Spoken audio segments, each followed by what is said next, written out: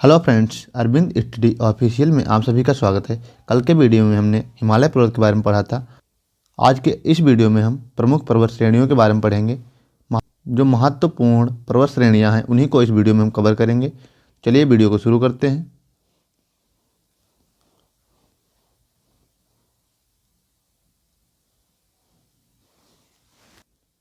सबसे पहले हम अरावली पर्वत श्रेणी के बारे में देखेंगे। तो अरावली पर्वत श्रेणी का जो विस्तार है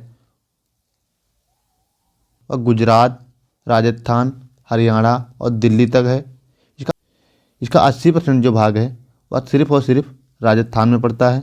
इसीलिए ऑप्शन में दिया रहता है कि अरावली पर्वत श्रेणी कहाँ है, तो आपको ऑप्शन में जो टिक करना है वो सिर्फ और सिर्फ राजस्थान को ही टिक करना है।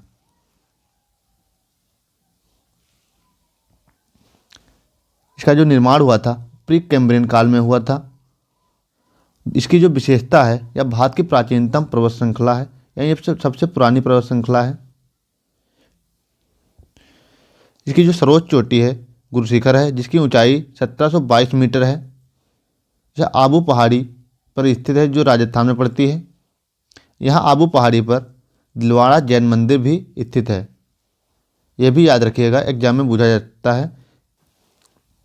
एग्जाम में पूछ लिया जाता है कि दिलवाड़ा का जैन मंदिर किस पहाड़ी पर स्थित है, तो आपको टिक करना है आबू पहाड़ी पर दिलवाड़ा का जैन मंदिर स्थित है जो राजस्थान में पड़ती है। यहाँ आप इसे मैप में देखेंगे तो इस हिसाब से ये देख सकते हैं, ये गुजरात से लेकर राजस्थान, हरियाणा, दिल्ली तक छटा हुआ है।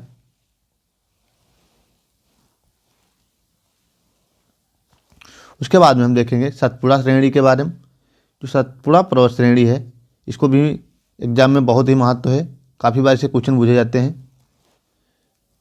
इसकी जो विशेषता है वह दक्कन का पठार का भाग है, या जो दक्कन का पठार है उसी का एक ये भाग है।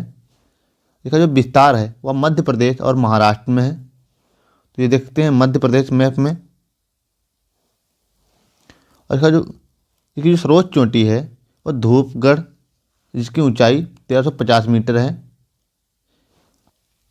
यहाँ से एक क्वेश्चन एग्जाम में और बनता है, नर्मदा नदी और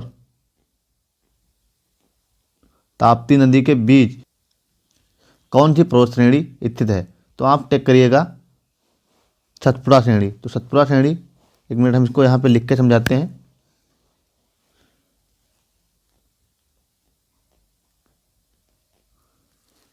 नर्मदा नदी जो है ये सतपुड़ा पर्वत हो गया।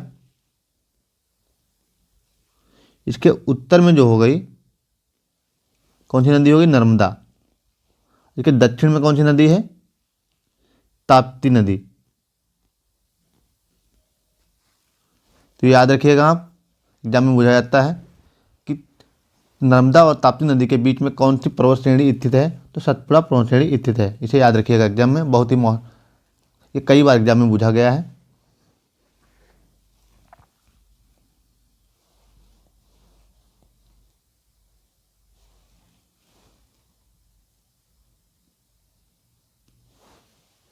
इसके बाद में हम पश्चिमी घाट के बारे में पढ़ेंगे। तो पश्चिमी घाट का जो अन्य एक नाम है वो सह्याद्री के नाम से भी इसे जाना जाता है।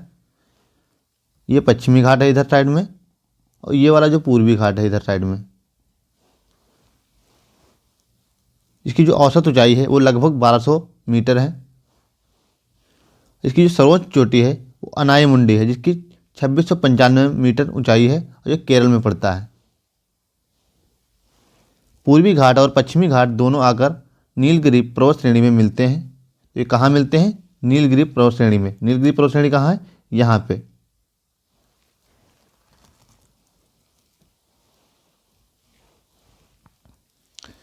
अब के बाद हम नीलगिरी पहाड़ियों के बारे में देख लेते हैं। तो इसकी जो अवस्थित है वह पूर्वी एवं पश्चिमी घाट के मिलन स्थल पर है। इसकी सर्वोच्च चोटी है वो डोडा बेटा है, जिसकी ऊंचाई 2637 मीटर है। याद रखिएगा, एग्जाम में पूछा जाता है, कई बार पूछा गया क्वेश्चन है। और डोडा बेटा जो है वो दक्षिण भारत की दूसरी सबसे ऊंची चोटी है। यानी कौन सी दूसरी सबसे ऊंची चोटी है, अन्नामलाई पर्वत श्रेणी की सर्वोच्च चोटी जो है वो अनाई मुंडी है। ये भी याद रखिएगा, एग्जाम में काफ़ी महत्वपूर्ण है, जो कि दक्षिण भारत की सबसे सर्वोच्च चोटी है। अगर दूसरी सर्वोच्च चोटी की बात करें तो कौन सी है, जो डोडा बेटा दक्षिण भारत की दूसरी सबसे ऊंची चोटी है वही अनाई मुंडी दक्षिण भारत की सबसे सर्वोच्च चोटी है। मतलब ये पहले नंबर की है और ये दूसरे नंबर की है। ये याद रखिएगा, एग्जाम में काफ़ी बार पूछा गया है।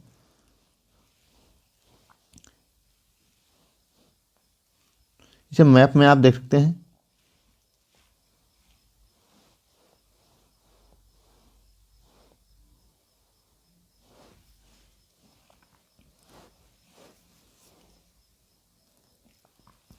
इसके बाद में पूर्वी घाट के बारे में देख लेते हैं। तो पूर्वी घाट जो है, पूर्वी घाट की जो सर्वोच्च चोटी है वो जिंदगाड़ा है। कौन सी चोटी है, जिंदगाड़ा। इसकी ऊंचाई 1690 मीटर है। ये यहाँ पे आप देख सकते हैं, जिंदगाड़ा पर्वत गोदावरी और कृष्णा नदी के ऊपर है, महेंद्रगिरी पर्वत के नीचे है।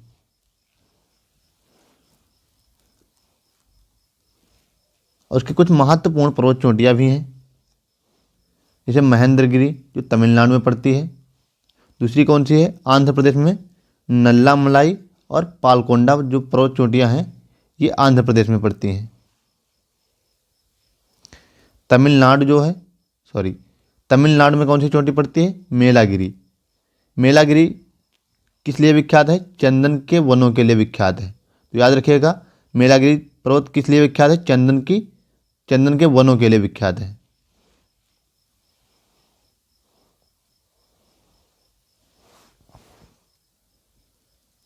इसके बाद हम देखते हैं मेघालय में कौन कौन सी पर्वत चोटियाँ पाई जाती हैं। तो मेघालय में गारो, खासी, जयंतिया ये प्रमुख चोटियाँ पाई जाती हैं मेघालय में। तो गारो, खासी, जयंतिया किस राज्य में है, तो मेघालय में है। इतना याद रखिएगा एग्जाम में। नागालैंड, तो नागालैंड की प्रमुख पहाड़ियाँ कौन सी हैं, नागा पहाड़ियाँ हैं। उसके बाद में हम देखते हैं अरुणाचल प्रदेश। तो अरुणाचल प्रदेश में दो महत्वपूर्ण पर्वत श्रेणियाँ हैं, एक डाफला, दूसरी मिसमी। लक्षद्वीप समूह की सर्वोच्च चोटी है नारचो, जिसकी ऊंचाई है 752 मीटर। इसी हिसाब से अंडमान निकोबार द्वीप समूह जो है उसकी जो सर्वोच्च चोटी है वो सैडल पीक है, जिसकी ऊंचाई 737 मीटर है।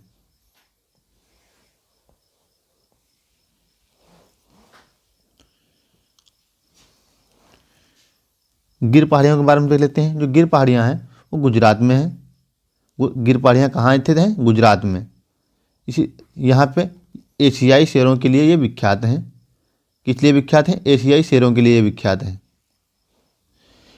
गिर वन राष्ट्रीय उद्यान इसी क्षेत्र में स्थित है और अजंता पर्वत श्रेणी जो है वो महाराष्ट्र में स्थित है।